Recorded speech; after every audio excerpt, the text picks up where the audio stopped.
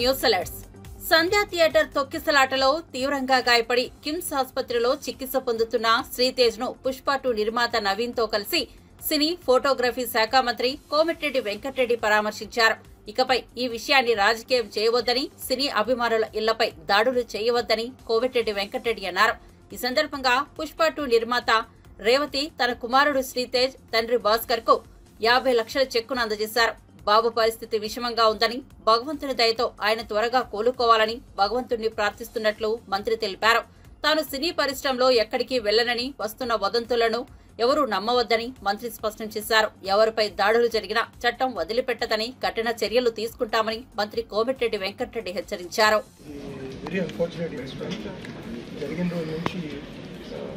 చాలా బాధగా ఉంది. ఎక్స్ప్రెస్ ఫీలింగ్స్ తర్వాత అందుకనే రేవతి గారు చనిపోవడం big loss for the family.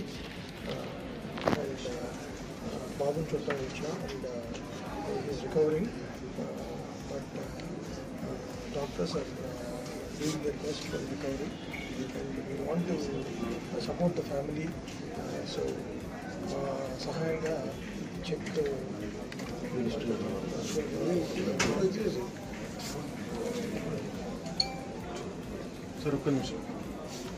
ట్విట్టర్లో పెట్టాను. చాలా తప్పుడు చర్యలు ఇవి. అందరికీ రిక్వెస్ట్ చేస్తున్నా, ఇది ఎవరు చేస్తున్నో ఎవరు చేపిస్తున్నో ఇవన్నీ చట్టం తన పని తాను చేసుకుంటుందని, ఎవరి మీదకి ఎవరికి దాడి చేసే అవసరం పోకూడదని రిక్వెస్ట్ చేస్తున్నా. మీకు చేసిన పేరు మీద మీకు చేతులు జోడించి మీకు రిక్వెస్ట్ చేస్తున్నా. ఇది మంచి సాంప్రదాయం కాదు. ప్రజాస్వామ్యంలో హింసకు తావు లేదు. ఇన్సిడెంట్ జరిగితే పోలీసులు ఉండరు, కోర్టులు ఉండరు, చట్టం ఉండదు. వాళ్ళ పని వాళ్ళు చేస్తారు. కానీ ఏంది ఇది? నిన్న సీఎం గారు కూడా దాని వెంటనే రాత్రే ఖండించాను. నేను కూడా సినిమాటోగ్రఫీ మినిస్టర్గా ఖండిస్తున్నా. సినిమా ఇండస్ట్రీ వాళ్ళ జోలికి కానీ, హీరోల జోలికి, డైరెక్టర్లు, ప్రొడ్యూసర్ ఎవరు జోలికి పోవద్దు. వాళ్ళకి ఇంకా సపోర్ట్ చేయాలన్నది నాకు. ఇలా చిత్రపూర్ గారిలో ఓపెన్ ల్యాండ్స్ ఉన్నాయి. ఇక్కడ జూనియర్ ఆర్టిస్టులకు కానీ, పేద ఆర్టిస్టులకు, మంచి యాక్టర్స్ ఎంతో మంది ఇవాళ పేదరికంలో ఉన్నారు. వాళ్ళకు కూడా ఫ్లాట్స్ కట్టాలని ప్లాన్ చేస్తున్నాను నేను. అంతకుముందు పోయిన టీఆర్ఎస్ గవర్నమెంట్లో ఆ నాయకులు అమ్ముకున్నారు ఫ్లాట్స్. వాళ్ళు ఉంటుంది. ఇప్పటికల్లా 3 బెడ్రూమ్ ఫ్లాట్ అంటే ఒక 5 కోట్లు ఉంటుంది నానగ్రామ్. అది కాంగ్రెస్ గవర్నమెంట్లో ఇచ్చిన ల్యాండ్. అది ఆ రోజు కాంగ్రెస్ ముఖ్యమంత్రి చెన్నారెడ్డి గారు చిత్రసీమను తీసుకొస్తానికి రామారావు కోరిక మేరకు NTR studio, Annapurna studio, Ramanaidu studio, Padmalaya studio, 1000 కోట్లు ఇవాళ ఆస్తులు ఇవాళ తీసుకొచ్చిన ఇండస్ట్రీ కష్టపడి ఆ ఇండస్ట్రీని ఇక్కడనే ఉంచుకుంటాం. వాళ్ళని కాపాడుకుంటాం. ఆ ప్రొడ్యూసర్ని, డైరెక్టర్లని, ఆ జూనియర్ ఆర్టిస్టుని, ఆ హీరోలని ఎవరు జోలికి పోవద్దని వారందరికీ మా పూర్తి సపోర్ట్ ఉంటుంది. మా ముఖ్యమంత్రి సపోర్ట్ ఉంటుంది. సినిమా ఇండస్ట్రీ మినిస్టర్గా నేను కూడా సీరియస్గా మీకు వార్నింగ్ ఇస్తున్నా. ఎట్టి పరిస్థితుల్లో ఎవరి దగ్గర పోయినా పోలీసులు మళ్ళీ వాళ్ళ చట్టపరంగా చర్యలు తీసుకుంటారు. దయచేసి మీరు దాని జోలికి వెళ్ళకండి. వైఎస్ఆర్సీపీ ఎంపీ విజయసాయిరెడ్డి దోపిడీ ముఠా చేయని కుంభకోణం లేదని టీడీపీ ఎమ్మెల్యే సోమిరెడ్డి చంద్రమోహన్ రెడ్డి విమర్శించారు. అమరావతిలో నిర్వహించిన మీడియా సమావేశంలో ఆయన మాట్లాడారు. జెన్కోకు విజయసాయి అనుబంధ సంస్థ బొగ్గు అమ్మిందని ఆరోపించారు. 4.5 లక్షల టన్నుల నాసిరకం బొగ్గును టన్ను 8,500 రూపాయలకు విక్రయించిందన్నారు. అధిక ధరకు కొని ప్రజలపై విద్యుత్ భారం మోపారని ఆగ్రహం వ్యక్తం చేశారు. విజయసాయి వ్యయంకుడికి ఆదాయం కోసం ప్రజలపై ట్రూ ఆఫ్ ఛార్జీలు వేశారన్నారు. ట్రైడెంట్ నాలెడ్జ్ కంపెనీ నాసిరకం బొగ్గు సరఫరాపై శాఖాపరంగా చర్యలు తీసుకోవాలని, దీనిపై సిఐడి, విజిలెన్స్ ఎందుకు చర్యలకు ఉపక్రమించట్లేదని ప్రశ్నించారు. విజయసాయి దొంగల ముఠాపై సమగ్ర విచారణ జరిపి చర్యలు తీసుకోవాలని డిమాండ్ చేశారు. జగన్ కుంభకోణాలపై చర్యలకు వివిధ శాఖల్లో సిబ్బంది కూడా సరిపోవట్లేదని వ్యాఖ్యానించారు. 108, 104 స్కామ్ పైన సమగ్ర విచారణ జరిపి చర్యలు తీసుకోవాలని వైద్య ఆరోగ్య శాఖ మంత్రిని సోమిరెడ్డి కోరారు. 14 రూపాయలకు కొన్నారు. దాని వాల్యూ ఎంత? మొత్తం మీద 700 నుంచి 1000 కోట్ల రూపాయలు, మోర్ దెన్ 700 crores లాస్. అవన్నీ కారణాలు చెప్పి కన్జ్యూమర్స్ మీద మళ్ళీ ట్రూ అప్ ఛార్జెస్, ఆ ఛార్జీలు, కోల్ ఛార్జీలు అని చెప్పేసి వాళ్ళని బాధింది జగన్మోహన్ రెడ్డి. ఎవరి కోసం? అరవిందో వాళ్ళ విజయసాయిరెడ్డి వియ్యంకుడు ఆదాయం కోసం.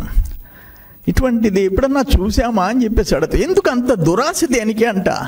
ఒక ఓడరేవులు, SEZలు, అంబులెన్సులు, బ్యాడ్ కోల్ సప్లై, లో క్వాలిటీ కోల్ సప్లై అంత. అందుకే నేను ఈరోజు మా గవర్నమెంట్ వచ్చి, కూటమి ప్రభుత్వం వచ్చి 7 months అవుతుంది. ఎందుకు యాక్షన్ తీసుకోరు? నేను అడిగే ప్రశ్నలకు సమాధానం చెప్పండి. ఒకటి, మొత్తం 2019-14 మధ్య ఎంత కోల్ కృష్ణపట్నం జెన్కోకి కొన్నారు? ఎంత ఇండియన్ కోల్ ఎంత ఇంపోర్ట్ చేసినారు? Unit cost, average generation cost ఎంత పడింది? లో జనరేషన్స్కి కారణాలేంటి?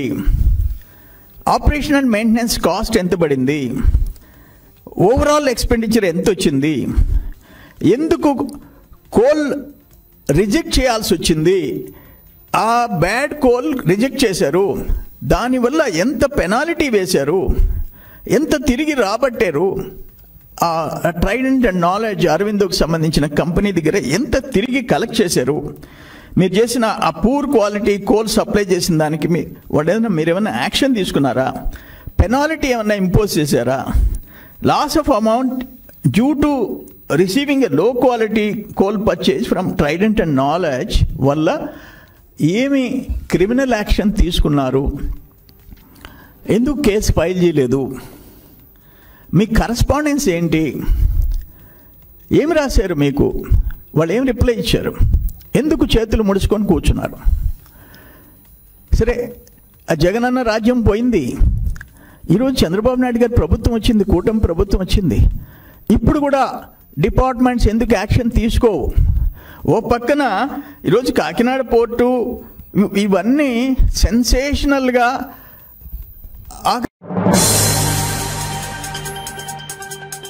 విజయవాడ ఇంద్రకీలాద్రిపై వెలిసిన కనకదుర్గమ్మను మంత్రి వంగలపూడి అనిత దర్శించుకున్నారు. ఆలయ పండితుల ఆశీర్వాదం అందుకున్నారు. భవానీ దీక్షల విరమణ నేపథ్యంలో భక్తుల కోసం ఏర్పాట్లను పరిశీలించారు. భవానీ భక్తులకు ఎలాంటి అసౌకర్యం కలగకుండా ఆలయ అధికారులు ఏర్పాట్లు చేశారు. తెలుగు రాష్ట్రాలతో పాటు కర్ణాటక, తమిళనాడు నుంచి పెద్ద సంఖ్యలో తరలివస్తున్న భక్తులకు ఇబ్బందులు కలగకుండా చూసుకోవాలని ఆలయ అధికారులు సిబ్బందిని ఆదేశించారు.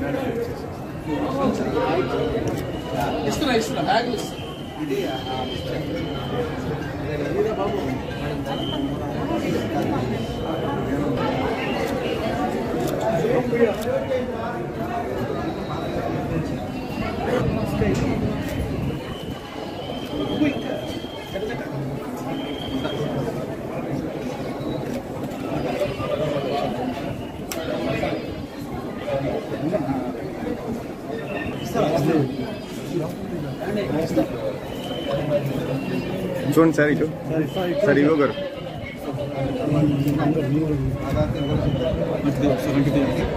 సార్ ఒకసారి.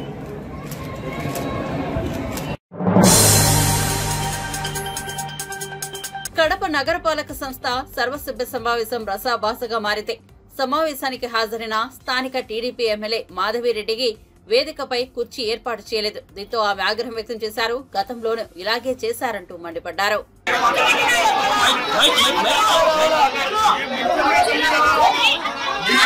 కింద కూర్చోబెట్టినాడు, మహిళల్ని కింద కూర్చోబెట్టినాడు. ఇది ఈ యొక్క పెద్ద మనిషి యొక్క శిక్ష తప్పితే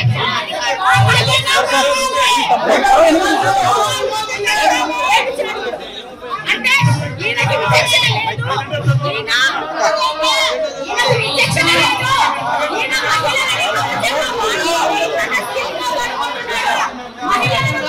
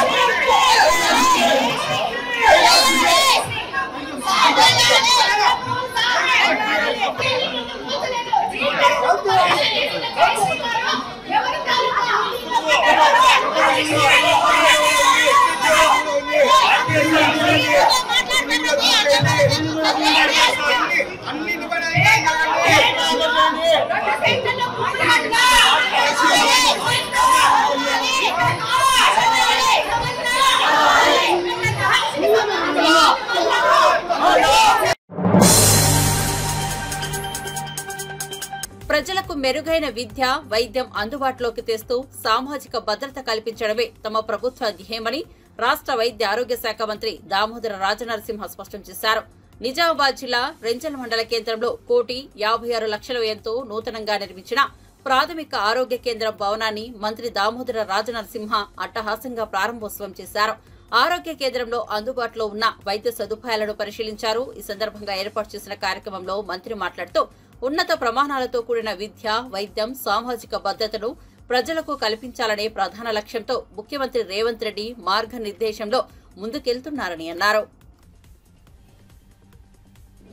పేదవారికి అల్టిమేట్లీ పేదవాన్ని కాపాడుకుని వైద్య సేవలు అందించే బాధ్యత మా ప్రభుత్వానికి. వైద్య సేవలు అందించే సిబ్బంది, డాక్టర్లే కానీ, నర్సులే కానీ, ఫార్మసిస్ట్లే కానీ, ల్యాబ్ టెక్నీషియన్సే కానీ, ఇన్ఫ్రాస్ట్రక్చరు, అడిషనల్ బెడ్స్, దానికి అనుగుణంగా హాస్పిటల్ సర్వీసెస్ కూడా మనకు ఎక్కువ పెంచుకోవాలి. ఎక్విప్మెంటే కానీ, టెస్టింగ్సే కానీ, డయాగ్నోసిసే కానీ, డయాలిసిసే కానీ, డ్రగ్సే కానీ, సూపర్ స్పెషాలిటీ వరకు అన్నీ కూడా ఓ లెక్కలో, ఓ పద్ధతిలో కనీసం 85% సిబ్బంది ఉండాలి. అవసరం ఉన్న జాగ్రత్త ప్రైమరీ హెల్త్ సెంటర్లే కానీ, సబ్ సెంటర్లే కానీ అవి మంజూరు చేస్తాం. పుష్ప 2 ప్రీమియర్ షో సందర్భంగా సంధ్యా థియేటర్లో జరిగి తొక్కిసలాట ఘటనపై అసెంబ్లీ వేదికగా సీఎం రేవంత్ రెడ్డి తీవ్ర వ్యాఖ్యలు చేసిన విషయం తెలిసిందే.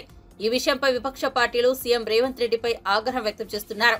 ఈ క్రమంలో BJP Rajya Sabha MP K Laxman Revanth రెడ్డిపై మండిపడ్డారు. తెలుగు సినీ పరిశ్రమపై సీఎం కక్షగట్టారని, అల్లు అర్జున్ ను టార్గెట్ చేసుకుని కేసుల్లో ఇరికించడం చేస్తున్నారని ఆరోపించారు. ముఖ్యమంత్రి స్థాయికి తగ్గ పనులు ఇవి కావని, అనవసర విషయాలు వదిలేసి రాష్ట్ర ప్రయోజనాలపై దృష్టి పెడితే మంచిదని హితవు పలికారు.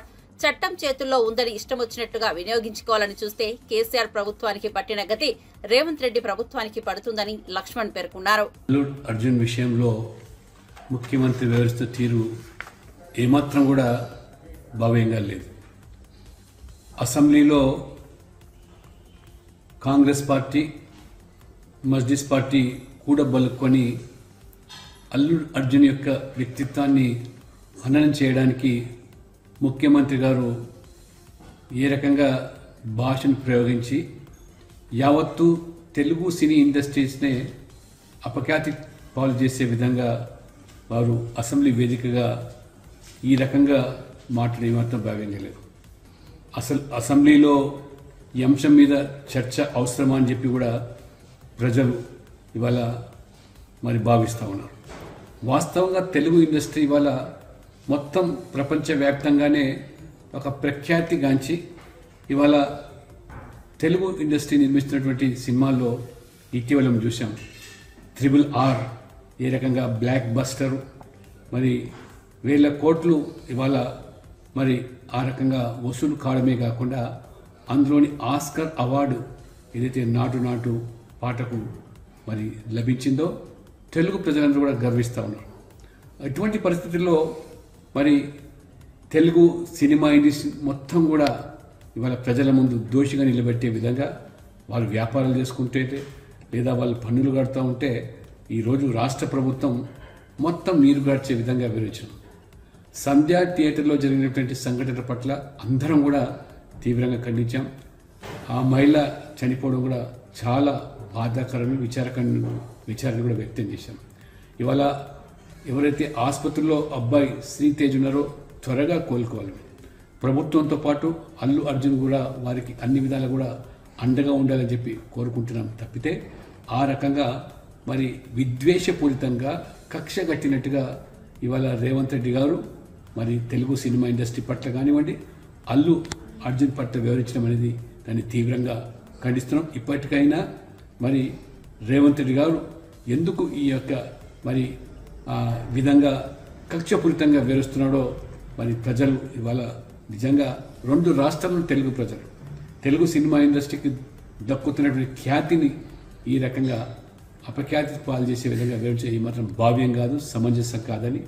కాబట్టి ఇప్పటికైనా రేవంత్ రెడ్డి గారు తెలుగు సినిమా ఇండస్ట్రీ పట్ల తీరును అందరూ కూడా ఖండించాల్సిందిగా నేను ఈ సందర్భంగా కోరుతూ, రేవంత్ రెడ్డి గారు మజ్లిస్ పార్టీ కుట్రపూరితంగానే ఈ అసెంబ్లీ వేదికగా మరి అల్లు అర్జున్ పట్ల కానీ తెలుగు సినిమా ఇండస్ట్రీ పట్ల కానీ వారిని అపఖ్యాతి చేయడానికే వేదిక ఉపయోగించుకున్నారని చెప్పి కూడా మేము భావిస్తూ ఉన్నాం.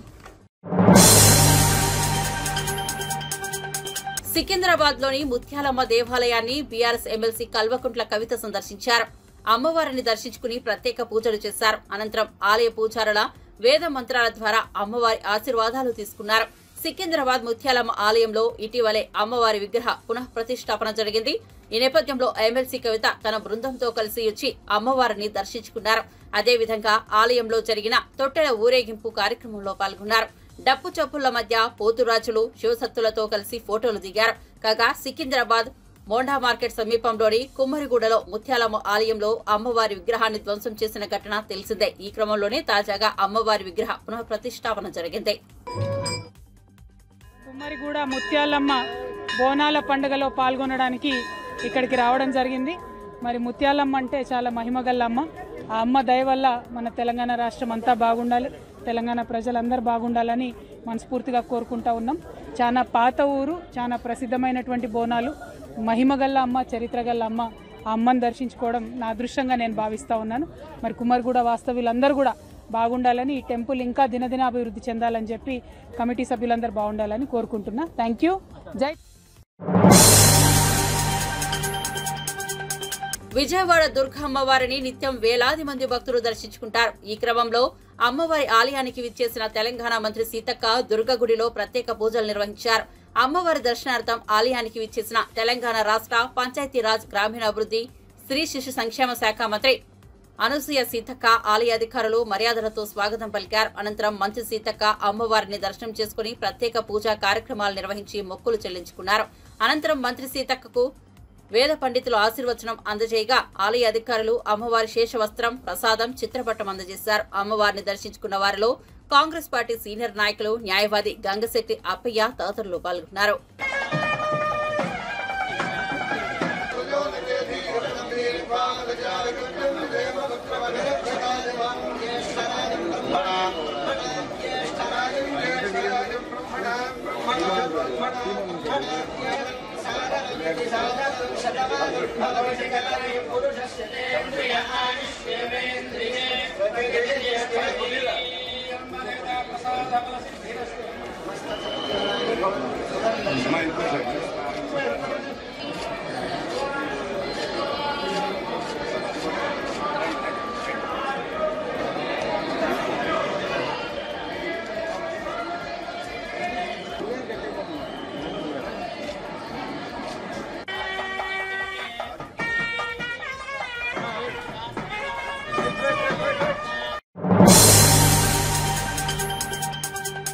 ప్రశాంతంగా ఉన్న లగచర్ల ఫార్మా కంపెనీల కోసం భూసేకరణ పేరుతో లంకలా మార్చేశారని మాజీ మంత్రి పొన్నాల లక్ష్మయ్య సంచలన వ్యాఖ్యలు చేశారు.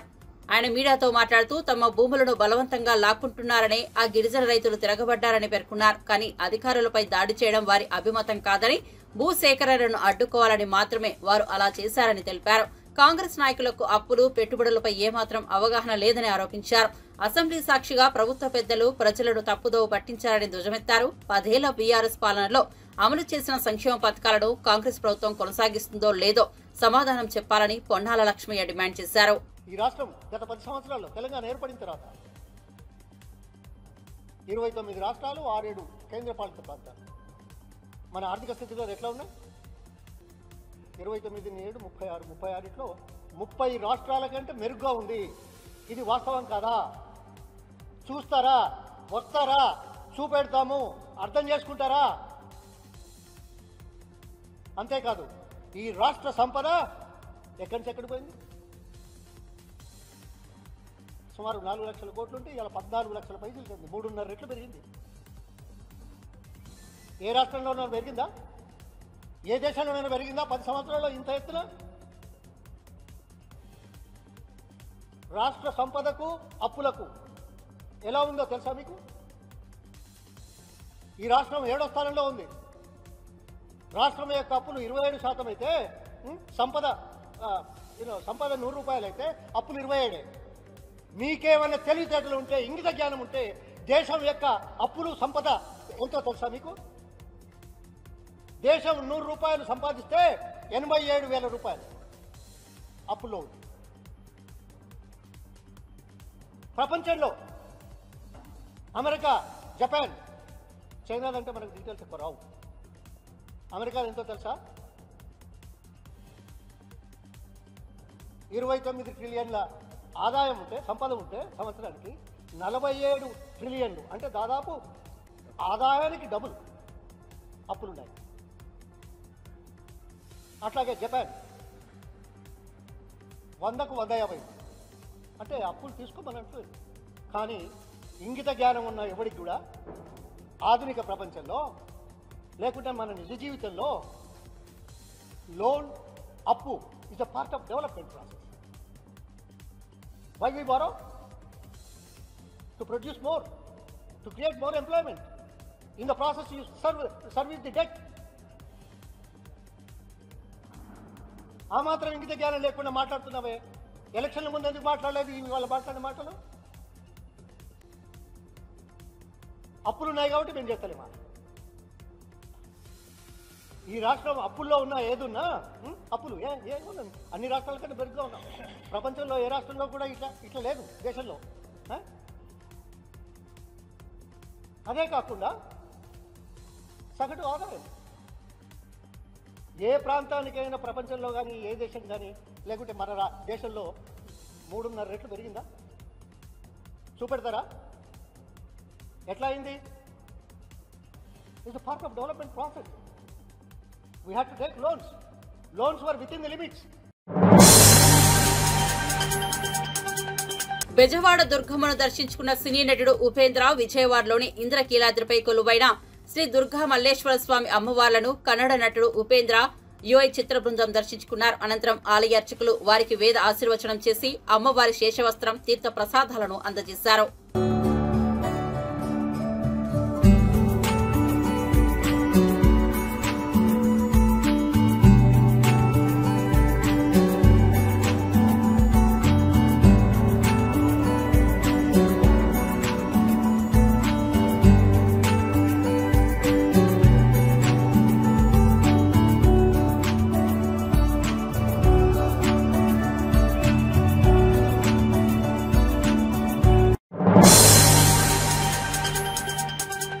కన్నడ విలక్షణ కథానాయకుడు ఉపేంద్ర విజయవాడలో సందడి చేశారు. ఉపేంద్ర తాజా సినిమా యుఐ విజయోత్సవ యాత్రలో భాగంగా ఏర్పాటు చేసిన మీడియా సమావేశంలో ఉపేంద్ర మాట్లాడారు. చిత్రం మంచి ఆదరణ పొందిందని, మంచి కలెక్షన్లు వస్తున్నాయని ప్రేక్షకులకు కృతజ్ఞతలు తెలిపారు. ప్రేక్షకుల అభిరుచి మేరకు సినిమా తీశామన్నారు. థియేటర్లకు వెళ్లి సినిమా చూడాలని విజ్ఞప్తి చేశారు. యుఐ సినిమాకు ఆడియన్సే స్టార్స్ అని ఉపేంద్ర చెప్పారు. Thank you very much. తెలుసు ఇప్పుడు థియేటర్లో ఉంది, మీరందరూ వెళ్ళి ఫిలం చూసి కొంచెం ఏమంటే ఒక కొంచెం మీ స్క్రీన్ ప్లేలో కొంచెం ఇది ఉంటుంది, ఒక రెగ్యులర్ ఫార్మేట్లో ఉండదు అది. దీంట్లో స్టార్స్ ఎవరు అంటే మీరే, ఆడియన్సే ఈ ఫిలం స్టార్. మీరందరూ స్టార్సే. ఫిలం చూసి మీకు అర్థమవుతుంది ఎండ్లో. నా లోపల ఏముందో మీ లోపలనూ అదే ఉంది అని ఆ కాన్ఫిడెన్స్తో ఈ ఫిలం చేశాను. అది కనెక్ట్ అయింది అనుకుంటాను డెఫినెట్గా. Thank you very much. కొంచెం హీరో అయిపోయాను కదా, కొంచెం యాక్టింగ్ చేస్తూ ఉంటాను, మీరు పిలుస్తూ ఉంటారు ఇక్కడ, అప్పుడప్పుడు తెలుగును చేస్తూ ఉంటాను గ్యాప్లో. డైరెక్షన్ చేయాలంటే మళ్ళీ భయం అవుతుంది. మీరందరూ ఇంత ఇదిగా చూస్తారు కదా, ఏం చేయాలా, ఎలా సాటిస్ఫై చేయాలా అని. ఏదైనా ఒక మంచి థాట్ వస్తే దాన్ని కొంచెం ఎక్కువ టైం తీసుకొని స్క్రిప్ట్ చేసి తర్వాత గ్యాప్ తీసుకొని అలా చేస్తున్నాను. ఇక మీద రెగ్యులర్గా చేయాలని ఉంది, చూడాలి. కాదు అదే ఏమంటే ఆడియన్స్ ఇన్వాల్వ్ అవ్వాలి అని అంతే. నాకు యూజువలీ ఒక టైటిల్ పెట్టి ఒక ఫిలం చేస్తే మీరు అది చూస్తారు, ఆ ఫిలం చూస్తారు, ఇది బాగుందో లేదో అని చెప్తారు. నాకేమంటే మీతో కలిసి వెళ్ళాలి అని నా జర్నీలో. మీరు నా టైటిల్కి నేనెవరో ఒక సింబల్ ఇస్తే మీరు టైటిల్ ఇస్తారు. ఇప్పుడు ఒక 100-200 టైటిల్ వచ్చింది. యూనివర్సల్ ఇంటెలిజెన్స్ అది ఇది చాలా వచ్చింది. అదేంటో నాకు చాలా అది థ్రిల్ ఇస్తుంది మీ ఇన్వాల్వ్మెంట్ అయ్యేది. ఏమంటే నా ఆడియన్స్ స్టార్స్ అవ్వాలి. మీరు ఒక్కొక్కరితో ఎంతో యునీక్ క్వాలిటీస్ ఉంది, ఎక్స్ట్రాడినరీ మీరందరూ. డెఫినెట్గా నేనేమో ముఖస్థుతిగా చెప్తున్నాను అనుకోవద్దండి. చూడండి, మనం ఎంత గొప్ప డైరెక్టర్ అయినా, ఏమే చేసినా, 2 years 3 ఎంతే ఖర్చు పెట్టినా, ఒక్క షోలో మీరు చెప్తారు ఎలా ఉంది ఫిలము, బాగుందా లేదా, వెళ్ళిపోప్ప అని. ఎవరు గ్రేట్? ఆడియన్సే గ్రేట్. అది మళ్ళీ నేను ప్రూవ్ చేయాలనే ఫిలంలో ట్రై చేస్తూ ఉంటాను. ఐ డోంట్ బిలీవ్ ఇన్ ఈ స్టార్డమ్. నాకు బిలీఫ్ లేదు. మీ స్టార్డమ్తో నాకు చాలా బిలీఫ్ ఉంది. అది ఏం స్టార్డమ్ అంటే మీకు తెలుసు, ఆడియన్స్ స్టార్డమ్. కరెక్టా? ఒప్పుకోండి, అది డౌట్లో చూస్తున్నారు. సంధ్యా థియేటర్ వద్ద జరిగిన తొక్కిసలాట ఘటనకు సంబంధించి పలు పరిణామాలు కొనసాగుతూనే ఉన్నాయి. విద్యార్థి సంఘాల ఆందోళనతో జూబ్లీహిల్స్ లోని నటుడు అల్లు అర్జున్ ఇంటి వద్ద ఉద్రిక్తత చోటు చేసుకుంది. ఈ ఘటనపై అల్లు అర్జున్ తండ్రి అల్లు అరవింద్ స్పందించారు. తాము సంయమనం పాటించాల్సిన సమయం ఇదని చెప్పారు. దాడికి పాల్పడిన వారిపై పోలీసులు కేసు నమోదు చేసినట్లు చెప్పారు. అందరికీ నమస్కారం. మీడియా మిత్రులందరికీ నమస్కారం. మీరు మా ఇంటి బయట జరిగింది అంతా చూశారు మీరు. కానీ ప్రస్తుతం మేము సంయమనం పాటించాల్సిన సమయం. మేము దేనికి రియాక్ట్ అవ్వకూడదు ప్రస్తుతం అవి చూసి. బట్ పోలీసులు వచ్చారు, వారిని తీసుకెళ్లారు, కేసు పెట్టారు. ఇవన్నీ ఇక్కడికి ఎవరైనా గొడవ చేయడానికి వస్తే పోలీసులు తీసుకువెళ్ళిపోవడం రెడీగానే ఉన్నారు. కనుక ఇటువంటి ఎవరు ఎంకరేజ్ చేయకూడదు. అయినా నేను చెప్పేది ఏంటంటే, మేము ఇప్పుడు దాని మీద రియాక్ట్ అవ్వడం కానీ, ఈ మీడియా మీరు వచ్చారు కదా అని ఏదో మాట్లాడడం కానీ జరగదు. మేము ఇప్పుడు సంయమనం పాటించాల్సిన సమయం, అందుకని అదే పాటిస్తున్నాము. దయచేసి law it will take its own course. వాళ్ళందరినీ తీసుకుని వెళ్ళారు, కేసు పెట్టారు.